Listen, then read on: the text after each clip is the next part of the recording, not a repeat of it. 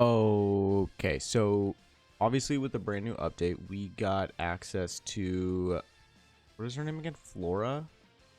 Flora. So as you can see, I'm using her in the practice range because I just don't think she is a worthwhile unit to be pulling for. So she is going to be a burst 2 missiless. This is a supporter. Not really much of a supporter, to be completely frank. Let's go ahead and check out her skills. So the first skill, being the first passive, is activates at the start of battle. Only itself survives. I don't. I, I'm not sure about that first sentence because obviously you're starting the battle. You're alive. So what is that supposed to entail? I'm completely I'm perplexed by this. I just read the skills right before the recording. But that to me, it just does not make any sense whatsoever. Next up is affect self and 2 allies on both sides. What? I'm assuming that means on either side of her. Like, let's say the skill info page is her, so I'm guessing it would be both sides of her right next to each other. So I'm going off of that pretense. You're going to be recovering 1% of the caster's final max HP every 1 second continuously. HP restored up 4% continuously stacks up to 4 times. Activates after landing 100 normal attacks. Affects all electric code allies. Stack count of buffs up 1. Okay.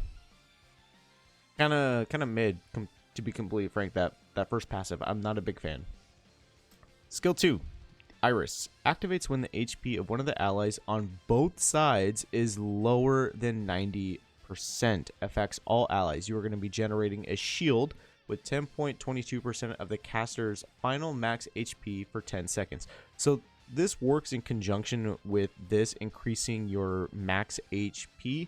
By doing so, you're going to be getting a bigger shield. So survivability right there, which is, it's okay, but the wording on the first skill, I just don't like. I think they need to reword that, to be honest. It's very confusing. Either that, or I'm just not understanding it. To be completely frank, it's just that first sentence is just really dumb. Now, activates when the HP of one of the allies on both sides reaches max HP. Affects all allies. True damage up 30.97% for 5 seconds.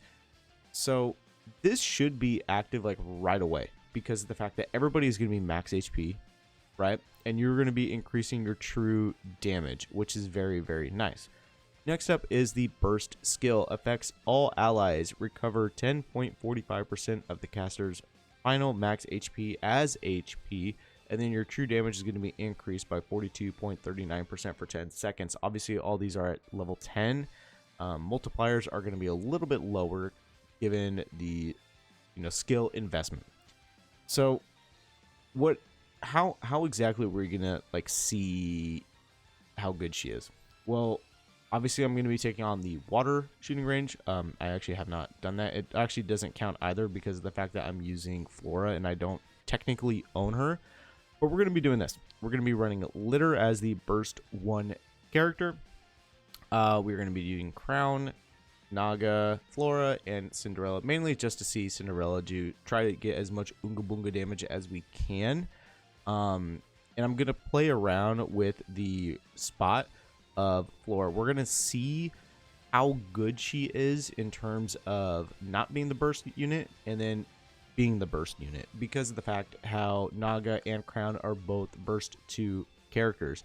So obviously it's going to be 3 attempts, and then we have 3 different sections or ways to be testing her out. Obviously with her not being the burst unit, Crown being the burst unit, and then okay, so never mind.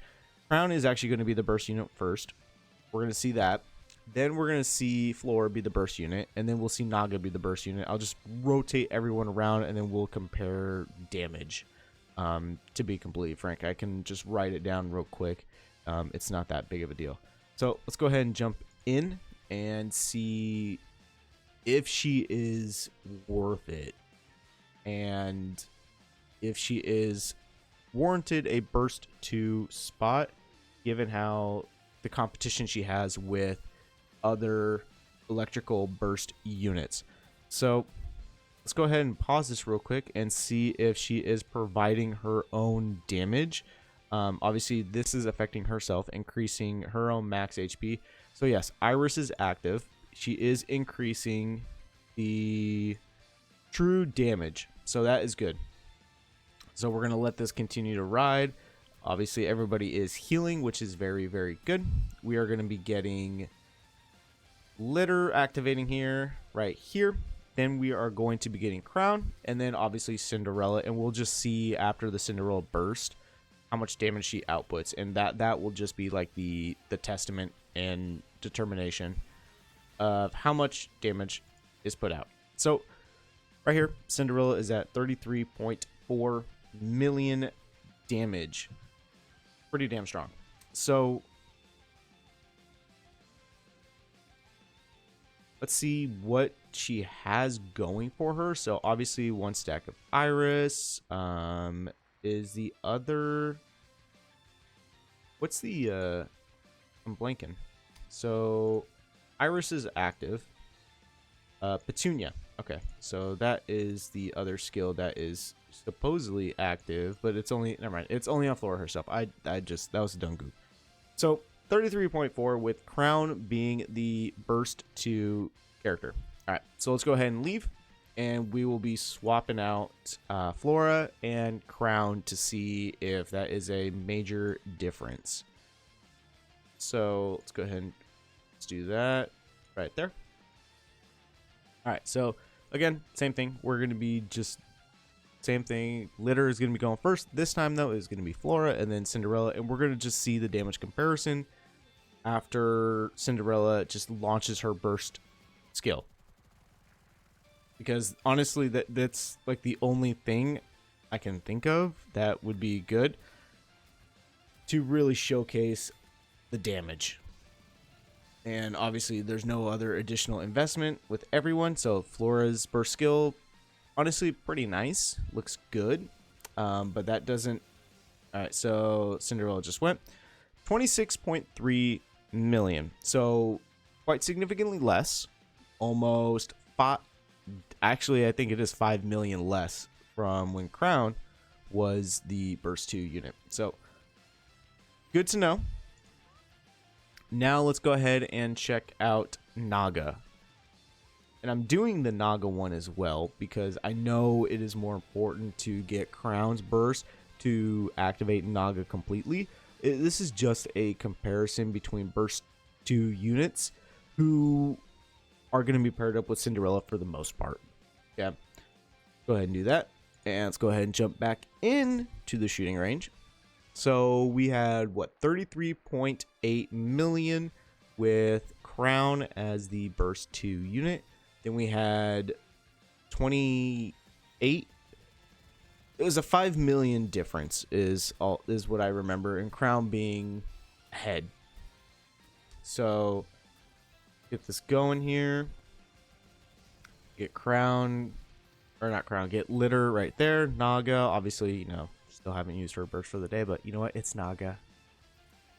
All right, and there we go. Cinderella just popping off.